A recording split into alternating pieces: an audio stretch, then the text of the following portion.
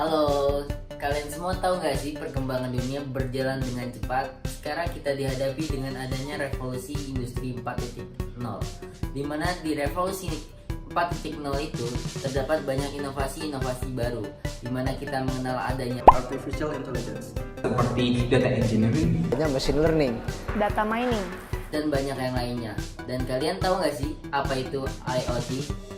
IoT adalah suatu konsep di mana suatu objek dapat mengirimkan sebuah data melalui jaringan yang terintegrasi tanpa memerlukan bantuan manusia. Lalu kalian tahu nggak sih cara kerja IoT ini bagaimana? Nah, saya simulasikan seperti ini. Saya memiliki sebuah kulkas, di mana kulkas tersebut saya taruh sebuah brokoli di dalamnya, dan kulkas tersebut saya tempelkan sebuah sensor untuk mendeteksi apa yang ada di dalam kulkas tersebut. Ketika brokoli itu membusuk, kulkas tersebut memberikan notifikasi ke smartphone saya untuk segera memasak brokoli tersebut, karena brokoli tersebut akan membusuk di kemudian hari. Nah, itulah kegunaan dari IoT dalam sebuah objek kulkas tersebut.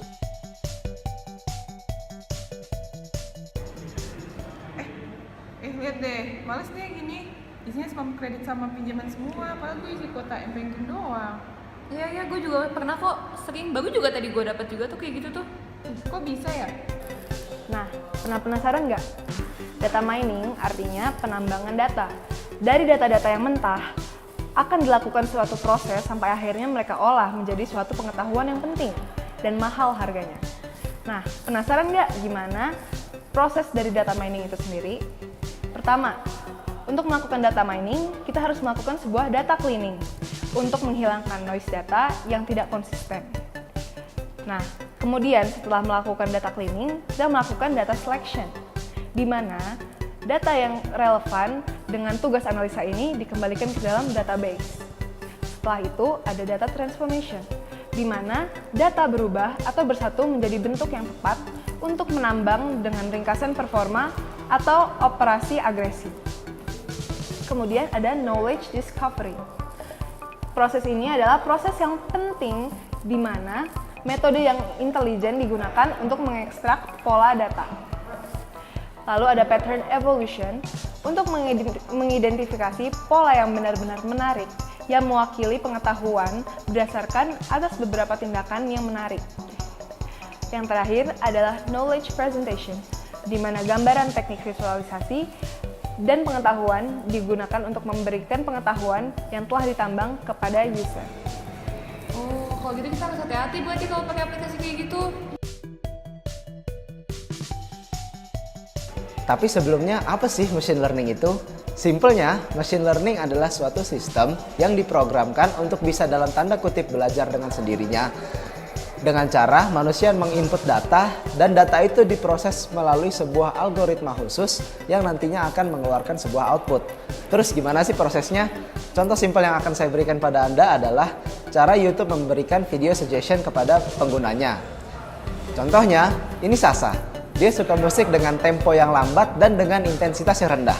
Kalau kita buatkan kuadran dengan sumbu X sebagai penanda tempo, lambat sampai cepat, dan sumbu Y dengan penanda intensitas, rendah sampai tinggi, sampai dengan kuadran, dia akan menyukai lagu-lagu dengan koordinat seperti kuadran berikut, dan tidak akan menyukai lagu dengan koordinat seperti berikut.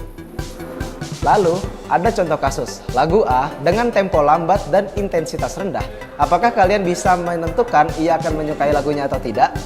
Tentu saja dengan mudah kita bisa menentukan bahwa Sasa akan menyukai lagu A. Tetapi, bila ada kasus lain dengan lagu B, tempo dan intensitas yang sedang, apakah kalian bisa menentukan Sasa akan menyukai lagu tersebut atau tidak? Dengan machine learning, sistem akan membuat suatu perbandingan tentang berapa banyak ia menyukai lagu dalam sebuah lingkaran. Jika dalam lingkaran tersebut lebih banyak lagu yang disukai oleh Sasa, maka machine learning akan menentukan bahwa Sasa akan menyukai lagu tersebut dan memberikan suggestion kepada Sasa. Oh, gitu. oh pernah. Lo jelasin dong itu data engineer apa itu? Oh gitu. Nah sepertinya tuh milenial kali ini tuh udah terbiasa tuh dengan istilah-istilah seperti itu. Nah kalau untuk data engineer sendiri tuh adalah sebuah profesi yang bertugas dalam mengambil dan mengolah data agar lebih terstruktur dan sistematis nih. Oh gitu. Iya. Nah big data yang besar dan banyak itu tuh harus diolah agar nantinya si data analis atau data science tuh lebih mudah dalam menganalisa suatu permasalahan di suatu perusahaan gitu. Berguna banget ya. Bener banget, makanya tugas data engineering itu agak susahnya tuh seperti insinyur karena dia harus membuat suatu fondasi data agar lebih mudah dibaca gitu. Ji, tapi kamu tahu nggak sih kalau data engineering bisa kerja di mana aja? Oh jelas dong, hampir di semua bidang memerlukan data engineer. Nah kalau perusahaan sekarang itu beralih ke industri perbedaan, bagaimana cara perusahaannya terhubung dengan internet, dan data-data perusahaannya itu diolah oleh data engineer. Tapi kamu tahu nggak sih kalau data engineer itu bisa kerja di mana aja? Oh hampir di semua bidang dong, karena industri sekarang ini beralih ke industri provider. Nah perusahaan ini memerlukan datanya diambil, diolah, dan dianalisis oleh data engineer. Terus contoh-contoh perusahaan yang membutuhkan data engineer itu seperti apa? Oh jelas, dari industri pariwisata seperti Traveloka, tiket, bertransportasi, Gojek, Grab, dan lain-lain. Oh gitu ya, berarti banyak banget ya data engineer yang dibutuhkan. Sangat dibutuhkan gitu itu. Oh iya, ngomong-ngomong masalah gaji nih, berapa sih gaji biasanya si data engineer? Oh gede banget dong. Kalau katanya ya, minimal 2 digit deh. Ini per tahun, 40, 60 gitu. Juta. Wah, Wah, gila, nah, gila. tapi kalau udah selevel Google, katanya 120.000 dolar. Kalau kerupiahin 1,5 M. Berapa itu 1,5 ya? M. Nah, gitu nih. Sepertinya data engineer bakal menjadi prospek yang menjanjikan ya ke depannya. Oh iya dong.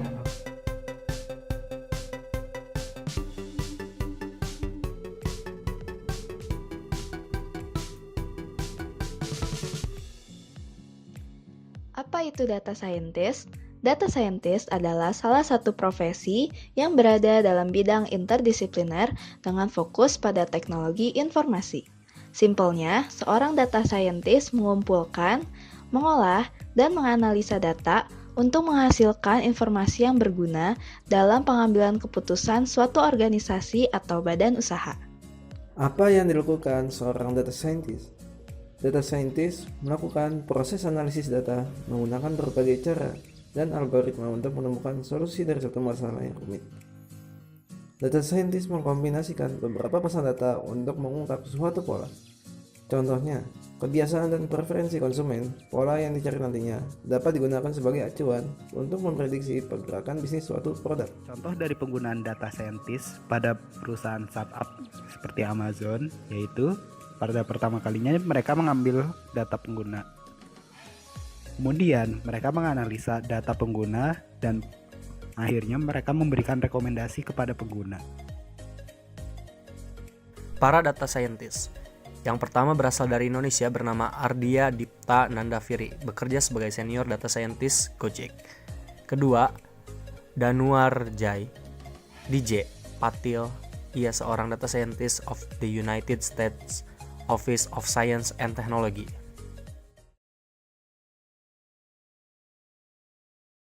Kalian nggak sih artificial intelligence itu apa? Simak penjelasannya yuk. Kalian tahu nggak sih apa itu artificial intelligence? Artificial intelligence adalah cabang dari ilmu komputer yang mempelajari intelijen mesin, pola berpikir dan bekerja seperti manusia, bahkan lebih baik dari manusia. Menurut informasi dari beberapa sumber, artificial intelligence suatu saat nanti akan menggantikan peran manusia pada pekerjaan. Nah, apa sih yang membuat AI itu suatu saat dapat menggantikan pekerjaan manusia? Nah, yang pertama, karena AI jauh lebih produktif daripada manusia. Hal ini dikarenakan manusia masih memiliki rasa malas dan lelah, sedangkan AI tidak.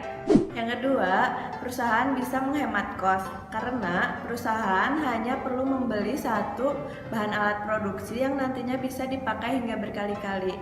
Tidak seperti SDM yang nantinya perusahaan harus membuat pengeluaran lebih untuk gaji karyawan.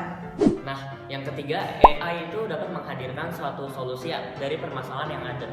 Seperti yang kita tahu, dalam dunia pekerjaan, banyak permasalahan yang kompleks yang tentunya manusia butuh waktu yang lama untuk menyelesaikannya.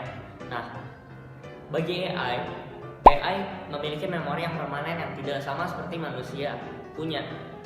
Terkadang manusia suka lupa, namun AI memiliki memori yang permanen sehingga data-data yang telah diinput disimpan secara permanen. Oleh karena itu, data yang telah diinput di AI dapat diolah saat mereka menghadapi suatu permasalahan yang ada. Maka dari itu, dapat kami simpulkan bahwa AI menghadirkan suatu solusi dari permasalahan yang ada. Nah, sekian penjelasan dari kami mengenai artificial intelligence. Semoga penjelasan yang telah kami berikan itu dapat membantu kalian semua ya, teman-teman. Dadah. Jangan lupa untuk like ya sekali lagi. Dadah. Wassalamualaikum warahmatullahi wabarakatuh.